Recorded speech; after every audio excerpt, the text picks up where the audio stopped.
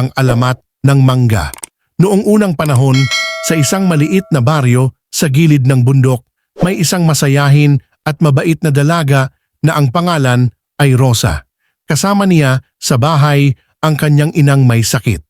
Araw-araw, si Rosa ay naglalakad papunta sa bukid upang magtrabaho at sa gabi ay inaalagaan niya ang kanyang ina.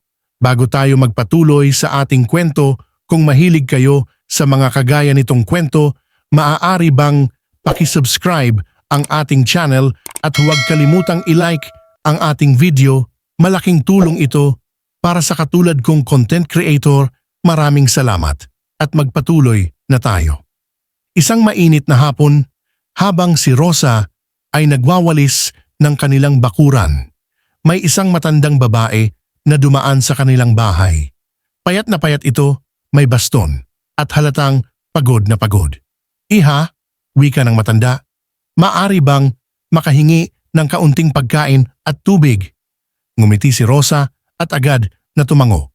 Kahit kakaunti lamang ang pagkain nila, ibinigay niya ang natirang kanin at sabaw ng gulay. Kumuha rin siya ng malamig na tubig at iniabot sa matanda. Maraming salamat anak, hindi ko ito makakalimutan, sabi ng matanda. Bigla siyang nagliwanag. Nagulat si Rosa, ang matanda ay naging isang magandang diwata. Dahil sa iyong kabutihan at pagmamahal sa iyong ina, ikaw ay aking pagpapalain, sabi ng diwata. Ngunit sa ngayon, kailangan mong magpahinga. Pagkatapos noon, unti-unting nakaramdam ng antok si Rosa. Pumikit siya at napahiga sa damuhan. Nang siya'y magising, iba na ang kanyang anyo. Siya ay naging isang matayog na puno na may makakapal na dahon at may mga dilaw at mabangong bunga. Nang matikman ng mga tao ang bunga nito, natuwa sila. Matamis, malambot at kakaiba ang lasa.